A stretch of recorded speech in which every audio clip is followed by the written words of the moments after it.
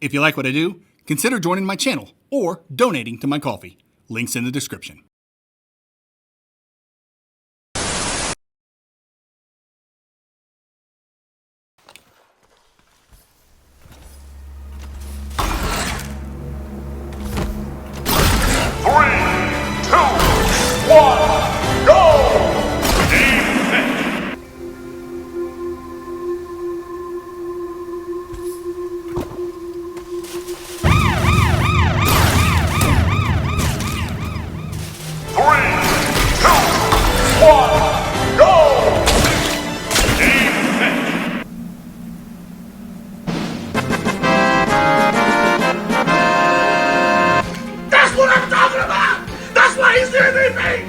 That's why he's the GOAT! The GOAT!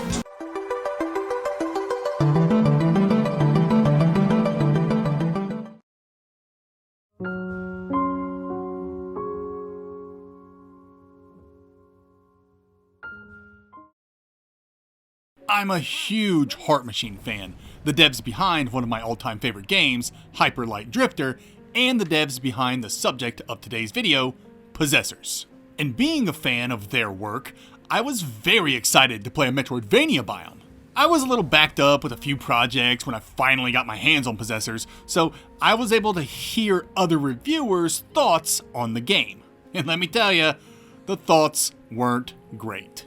To put it succinctly, reviews were middling and the criticism was sharp. But I don't want to talk about what everyone else is saying. I want to talk about what I think about Possessors, so let's set the scene.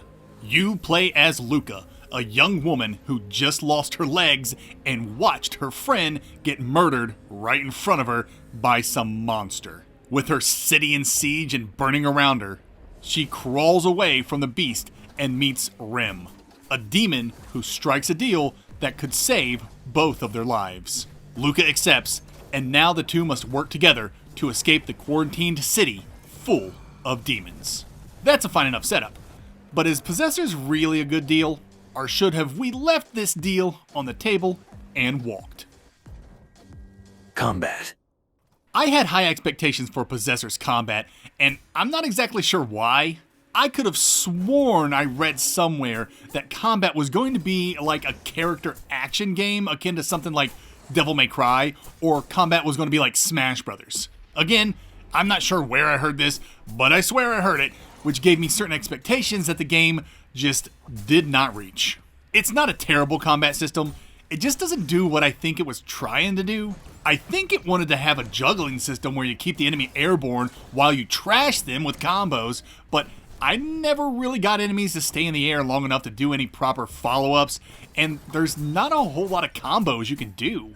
Depending on your weapon, you have a short ground and aerial combo, and that's really it. You can hold a direction and attack to send an enemy up, and there are certain charged attacks, this game's version of heavy attacks, that can send an enemy reeling, but there just wasn't enough variety to get yourself a Smokin' Six style combo or anything like that. Okay, let's back it up a bit and discuss how combat actually works. You have your basic combos, your charged attacks, and a whip. Your basic attacks are dependent on the weapon you equip. The kitchen knives let you string together quick slashes, the baseball bat gives you wide, powerful swings, the electric guitar lets you charge attacks before unleashing a powerful strike. Each weapon feels okay and complements different playstyles. Then there's the charged attacks. These are easily the most fun part of Possessor's combat due to their variety and customization. You can equip 3 weapons into your charged attack slots, and you activate charged attacks by pressing your charged attack button plus a direction, either neutral, up, or down. This is the most Smash Brothers this game's combat feels. But you can't use charged attacks willy-nilly. You must have charges in order to do the charged attacks, hence the name. Charges are these spheres up here, and you gain charges by whacking jabronis with your melee weapon. It's a simple system that works very well. Chaining regular combos with your charged attack can be very fun, especially because the charged attack weapons are so goofy and varied. There's a cell phone that radiates an AoE blast, a yo-yo that knocks enemies into the air, and a little skull boy you can chuck. He stays around and nibbles at enemies' ankles for a bit, so you know he stayed in my roster. Then there's the whip. You get it pretty early in the game, and it's super useful. Speaking strictly on its combat usage, the whip can either bring smaller enemies towards you so you can follow up with a quick combo, or you can whip heavy enemies and bring yourself toward them. You can also dangle from heavy flying enemies too, which is kind of fun. Incorporating the whip into your combos can lead to a lot of fun and goofy moments. The game also boasts a poise system. If you smack an enemy and they flash yellow, that means they essentially have super armor. You're doing damage, but they're going to go right through your attacks. But if you hit them enough, the yellow flash will become red and they'll become stunned, meaning you can wail on them without fear of retaliation, at least until they recover. It's a nice system we've seen before, and they did a good job with it here. As for defensive options, Luca's got a dodge with iframes, Estus flasks in the form of painkillers, and a parry. I think we know what these things are at this point, but it is worth mentioning that Luca's parry has 360-degree coverage, so that's helpful for people like me who suck at parrying and sometimes forget to turn around. Because I suck at parrying. Though, I'd say I did a pretty good job parrying in this game. The 360-degree coverage helps, and enemies telegraph their attacks well enough even for me to catch on. When it comes to the game's bosses, I thought they were pretty good. They were interesting, and I liked their design.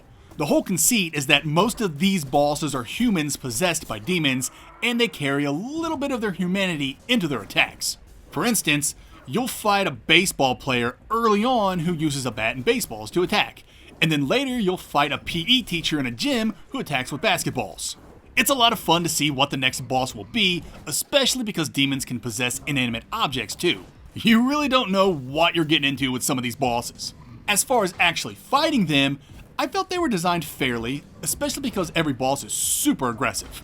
Now, when it comes to the game's overall difficulty, I personally thought enemies hit way too hard. So if you want to drop the difficulty to easy, I wouldn't blame you. It seems to be a trend lately where devs are making enemies so strong that they can clear you in 2 or 3 hits, and I'm personally getting tired of it. Like, this cannot be the depth of difficulty and challenge. I'm not here to offer a solution, I'm just identifying the problem.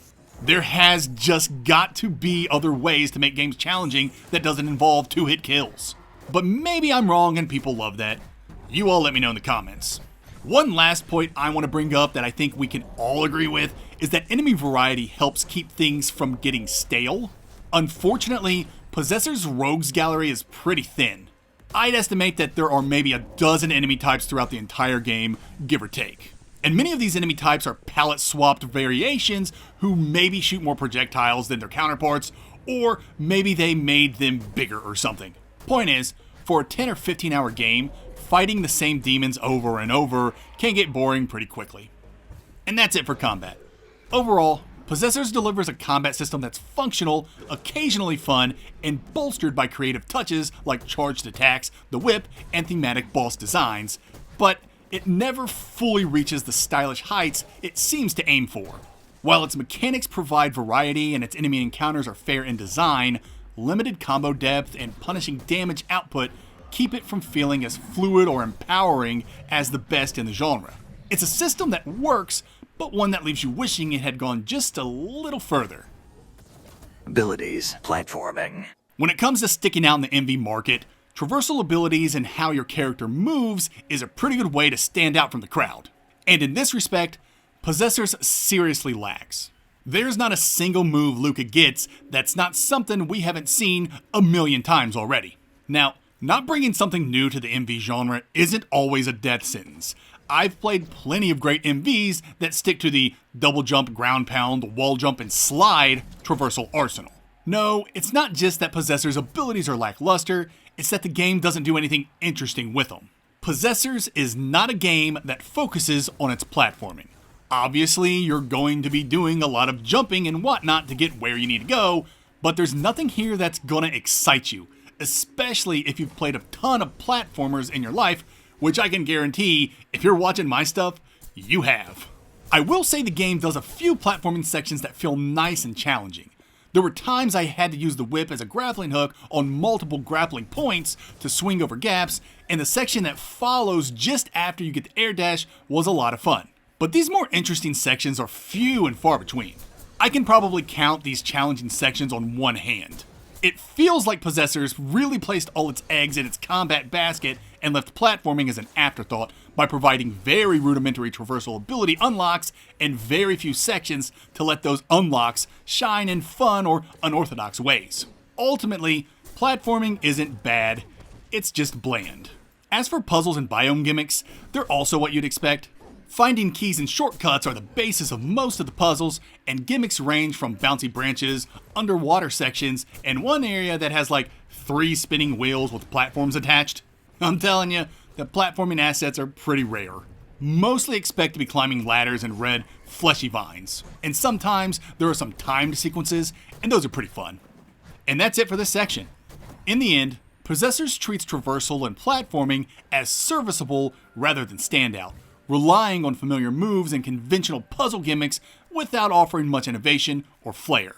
While a handful of sections, like whip-based grappling or the air dash gauntlet, hint at what could have been, there's too few to define the experience. The result is platforming that functions well enough, but rarely excites, leaving the game's identity firmly rooted in its combat rather than its movement, which is a shame considering the two should complement each other. Progression. When it comes to progression, Possessors falls into the Metroid-like / Hollow Knight side of the MV spectrum. There's no RPG elements, you enhance Luca exclusively through exploration, and there's a charm-like system to modify Luca. Possessors has its head in the right place, as the systems it utilizes are cool and unique, but the game does one fatal slip-up. They made certain progression aspects potentially take too long to find. First, let's start with the affixes. This is your charm-like system. Essentially, every weapon you can equip, charged weapons like the yo-yo and the skull included, have slots where you can place affixes. And each weapon, once fully upgraded, can hold 3 affixes, making for a maximum of 12 affixes you can affix onto Luca. Naturally, weapons come with 0 to 1 slot, and upgrading them requires you to go to one of the shopkeepers scattered throughout the world. Shopkeepers sell all sorts of things, but the most important things they sell are affixes and affix slots for your weapons. And the currency you exchange for these goods and services are called chroma. Chroma is kind of a big deal in the game's lore, but for review and brevity purposes, it's money. Money you can drop upon dying, because there's corpse running in this game, because, sure, why not? Let's just put corpse running in everything, I guess. To the game's credit, it does offer a system that holds your chroma so you don't have to worry about corpse running, so you know I utilize that every time I hit up a save point. And now for the part that I think is a misstep, Beverly. I won't go into detail on how to find her, but until you find her, you cannot upgrade 3 very important things.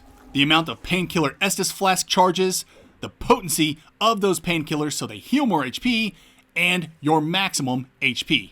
Sure, you'll collect a ton of stuff that says they'll increase these 3 things, but until you find Beverly, you can't increase anything.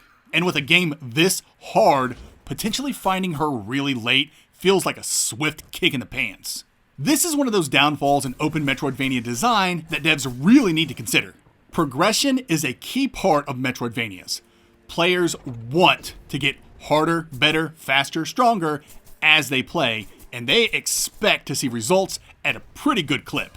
Sometimes with Metroidvanias, this progression is a bit uneven when that MV is as open as Possessors is. Theoretically, you can unlock Beverly within the first 2 or 3 hours, given you stumble upon the route to find her.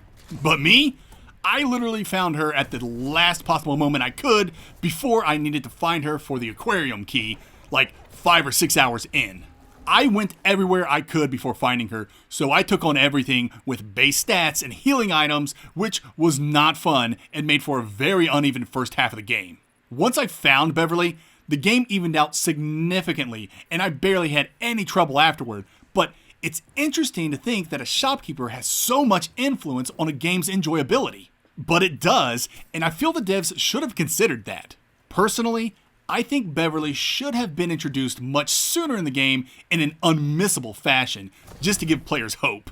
I don't know how to articulate how unfun not having access to stat and equipment boosts until mid-game was. Progression is such an important aspect for MVs, and to create a game that could potentially hide important progression aspects from players for so long is a baffling choice.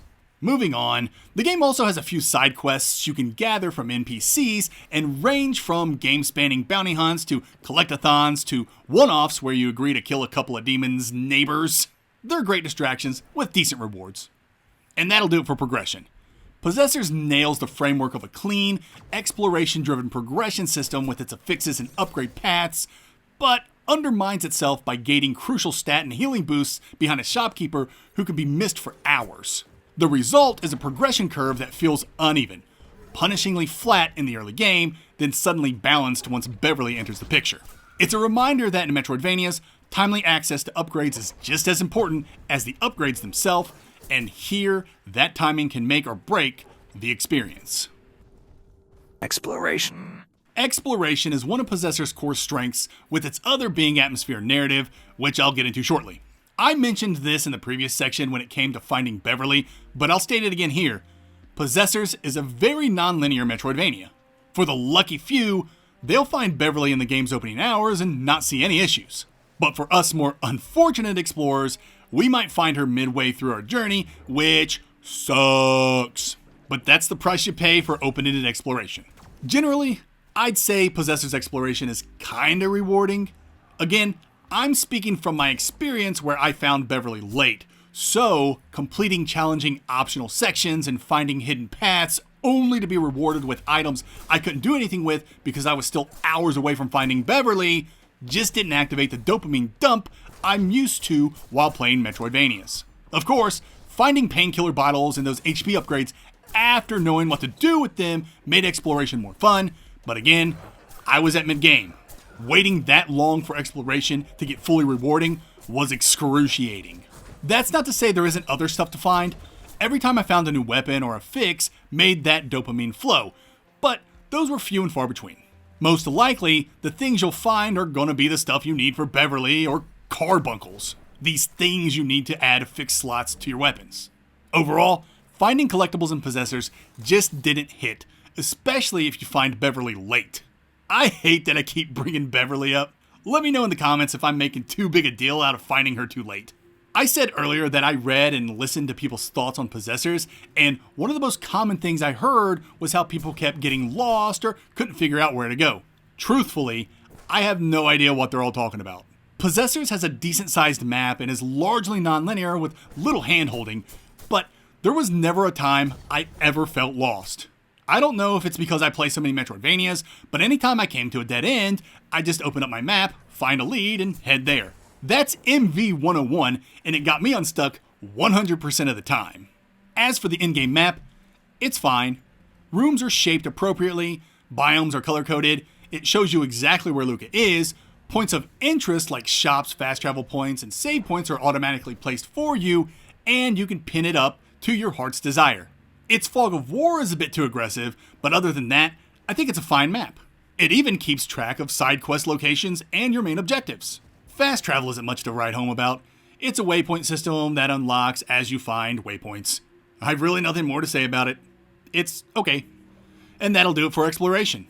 Possessors offers exploration that's solid in structure, but uneven in reward, with its non-linear design sometimes delaying access to meaningful upgrades and dampening the satisfaction of discovery. While the map is functional and clear, and navigation rarely feels confusing, the collectibles and progression tied to Beverly can make early exploration feel hollow until things click mid-game for the more unlucky players. Ultimately, its exploration works, but it struggles to consistently deliver the dopamine rush Metroidvania fans crave. Atmosphere. Narrative. Your enjoyment with Possessors will largely hinge on how much you value atmosphere and narrative. Possessor's combat is okay, its platforming feels like an afterthought, its progression and exploration can be a mixed bag depending on when you find Beverly, but its atmosphere and narrative? There is no debating its excellence. My only real criticism for Possessor's atmosphere is that I'm actually not a fan of its art direction. Character designs and portraits look phenomenal, but the environments just don't hit for me. I guess I understand what the devs were trying to do, and maybe it works for some people, but for me, these environments are pretty ugly to be blunt. There are moments when the game grabs you with arresting scenes, sure, but mostly you'll be looking at these environments that look like unfinished assets, almost like they're placeholders for something more detailed to be added later, or like textures just didn't load. I guess the idea was to have the 2D hand-drawn sprites pop against this bland 3D world, and to that end, I'd say the devs were successful, but at what cost? This is not a game that's fun to look at. But beyond that, I have nothing but great things to say about Possessors. Enemy designs are fun, with demons possessing inanimate objects and humans, the music is good, and the characters and dialogue are engaging. I guess this brings us straight into the narrative. I'll be upfront with you. Possessor's plot and setting are not going to blow you away. I don't want to get into details for spoilers' sake, but basically its plot is an amalgamation of a bunch of different anime and movies, which is a nice way of saying you've seen it before and will predict everything that happens. For example, each biome has its own micro-story that reinforces one of the game's core themes around how power imbalance can lead to loss of autonomy and dehumanization. The most disturbing example of this is how there's a group of surviving humans being forced to live like horses, lest their demon overlord kills them. Pretty nasty stuff, but I've seen it done before and more effectively. Any of you all ever watch Hunter x Hunter? Remember that dog scene? That scene's still disturbing to this day, and while Possessors echoes that kind of horror, it doesn't quite reach the same impact. Not that Possessors has to, I'm simply bringing up a scenario to showcase that I and many others have seen played out before. That said, I'd like to refer you to our old pal, F. Scott Fitzgerald, who said, "Plot is character, character is plot." Possessors embraces that truth. Its narrative strength doesn't lie in originality of setting or storyline, but in the evolving relationship between Luca and Rim. Watching their bond unfold both in real time and through scattered memories gives the game emotional weight, and the use of asynchronous storytelling ensures that even within its non-linear structure, revelations land with impact. It's this interplay of memory and character that elevates the experience, making the journey resonate far beyond its familiar plot beats. When it comes to endings, I'm not really sure how many there are. There are a few points in the game where decisions can be made, but I'm not certain if and how these decisions affect the ending. As far as my choices went, I'll just say I took the chaotic good route and ensured everyone was breathing at the end. I spoke with a bunch of people who've played through the game and asked if they made the more destructive choices, but nope, everyone went the same route I did. I guess it's a good thing I don't associate with psychopaths. But if you're a psychopath who took the more destructive route and can enlighten us on what happens, I'd sure appreciate to hear it down in the comments. And that's it for this section. Possessors is a game whose lasting impact rests squarely on its atmosphere and narrative.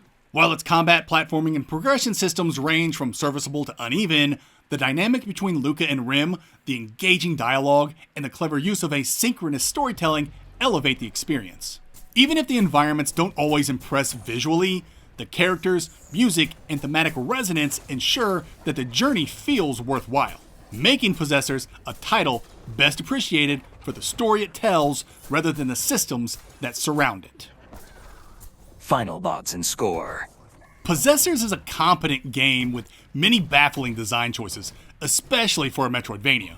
It wants to be a platform fighter and a character action game with dynamic and fast-paced combat, but it also wants to be a Souls-like with its punishing enemy damage and focus on dodging and parrying.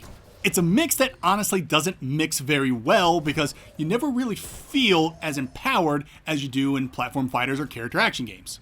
Add on the bland platforming and divisive art direction, and you have yourself a game that just isn't for everyone.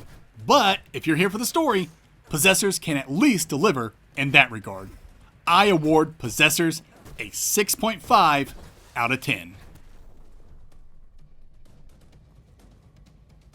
Possessors is available on PC and PS5. I played the game exclusively on the Steam Deck with 0 issues, and therefore give it a Steam Deck rating of verified. Pair placement. Possessors is a Metroidvania that shines brightest in its atmosphere and narrative, delivering engaging characters, strong dialogue, and interesting asynchronous storytelling. Its combat, platforming, progression, and exploration are serviceable but uneven, sometimes fun, sometimes frustrating, and often dependent on when you find a specific shopkeeper. While the art direction may divide players, the thematic resonance and character dynamics ensure the journey feels worthwhile. Possessors takes over the C tier.